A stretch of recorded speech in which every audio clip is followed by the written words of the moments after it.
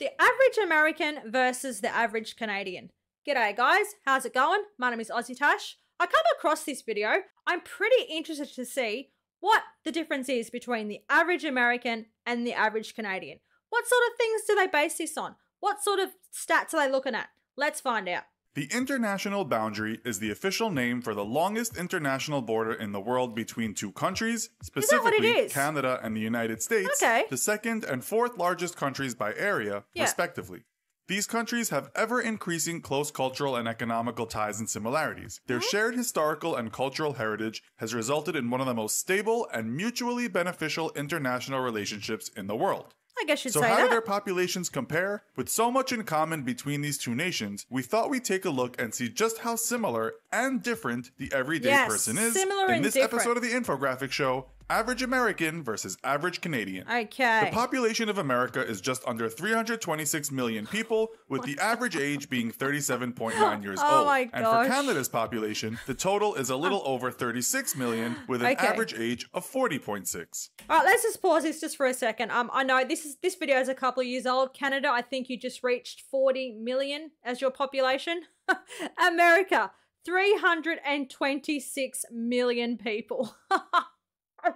I can't even get my head around that. That is a lot of people. I think we have 26 million. So yeah,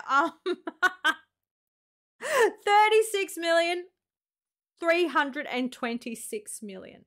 Oh my gosh. And what do they say? Canada is the world's second biggest country. America is the fourth biggest. Yet look at the differences in the population. Oh my gosh.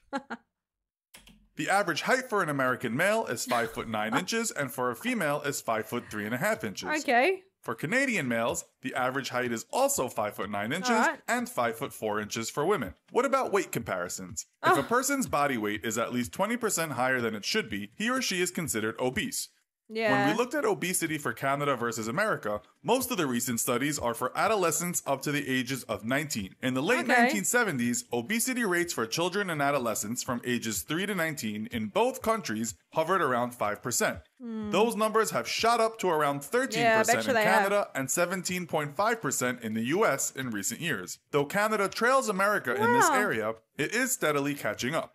You know what? I thought obesity levels in America would be higher than that, so I'm surprised. I really am surprised. Obesity levels, they're horrible everywhere. In Australia, it's just as bad. And you know why it is? The really sad thing is, it is cheaper to buy food that is not healthy for you. And with cost of living and stuff like that, that's unfortunately how it goes. It's cheaper to buy, 2-minute noodles and stuff like that than it is to go and buy, fresh fruit and vegetables.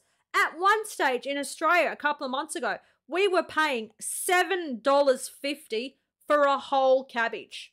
Just one cabbage was costing $7.50. So, obesity levels, it definitely 100% has to do with the fact that it is just more expensive to buy healthy food, and cost of living will not allow you to buy healthy food. And that is just a really, really sad truth. Just horrible. So what does this say about diet, and what do these neighboring nationals like to eat?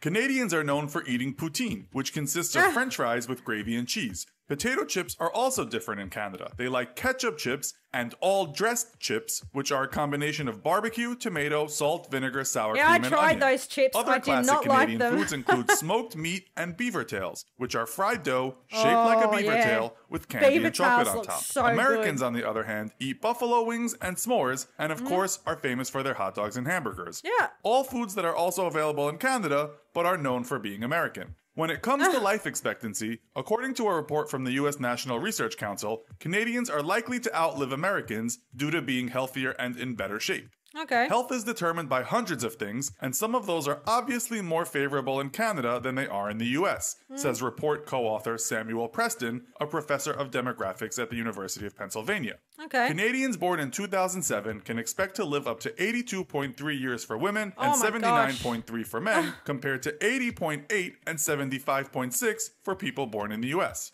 So if Canadians are living longer, surely the healthcare systems of the two countries must differ. Here we go. According to Wikipedia, the United States spends much more money on healthcare than Canada on both a per capita basis and as a percentage of GDP. In 2006, per capita spending for healthcare in Canada was $3,678, whereas in the US, it was $6,714. Okay. In that same year, the US spent 15.3% of its GDP on healthcare, while Canada only spent 10%. And 70% of healthcare spending in Canada was financed by the government versus 46% in the United States.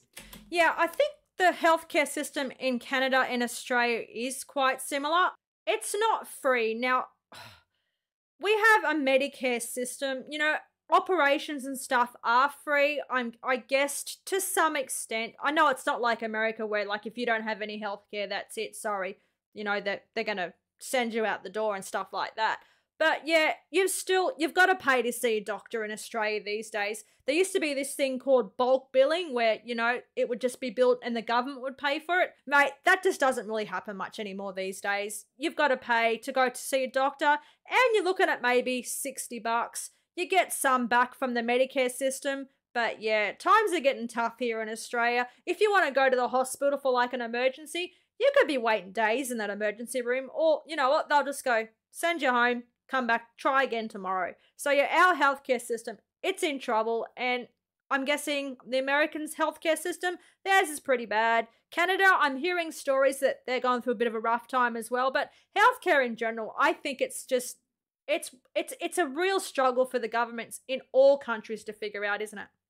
In terms of access to healthcare services, in Canada, every legal resident is covered through a publicly financed provincial or territorial plan, whereas Americans need to purchase insurance to be covered, with the lowest income being eligible for public coverage through the expansion of Medicaid. What about salaries, you might ask? According to the website Numbeo.com, the average income of an American and a Canadian are roughly the same amount. Canada's after-tax monthly income is about $36,000 per year. The US sits just below Canada at approximately $35,300 per year. So we've looked at height, weight, health, and earnings, but what about the culture and lifestyle of these two nations, and how do they compare in these areas? When it comes to sports, Canadians love hockey. They play hockey, watch hockey, and have hockey on their currency, but surprisingly, basketball has overtaken hockey in Canada as the most popular sport. Americans love football and basketball, and both nations enjoy and compete at baseball. When it comes to schooling, Canada doesn't have middle school. Students go to elementary until 6th grade, and then high school from 7th grade to 12th grade before going to college. Apart from Quebec, where students finish high school after 11th grade and then go to vocational school for 2 years before going to college. In the United States, children go to elementary school until 5th grade, then middle school from 6th to 8th, and finally high school from 9th grade to 12th grade. I always wondered how that works. You know how you watch all the American TV shows and you hear them talking about elementary school, middle school, and then high school? So that's how it works. Our system's the same as in Canada. Exactly the same. Like you got, you know, we call it primary school and we call it high school, but the grades, it falls exactly the same. Quebec, that's pretty interesting. Up to year 11 and then 2 years higher learning or something like that. That's different. Didn't know about that. After that, they can go on to college. And what about languages? Well, there are over 500 languages spoken by the US population, but only one official language, which is English, specifically American English. Canada has 2 official languages, English and French, and many Canadians believe that the relationship between these 2 languages is a defining aspect of the Canadian culture. Canada's Official Languages Commissioner has stated, in the same way that race is at the core of what it means to be American and at the core of an American experience, and class is at the core of British experience, I think that language is at the core of Canadian experience. Okay, what is American English? We don't call it Australian English. We just call it English.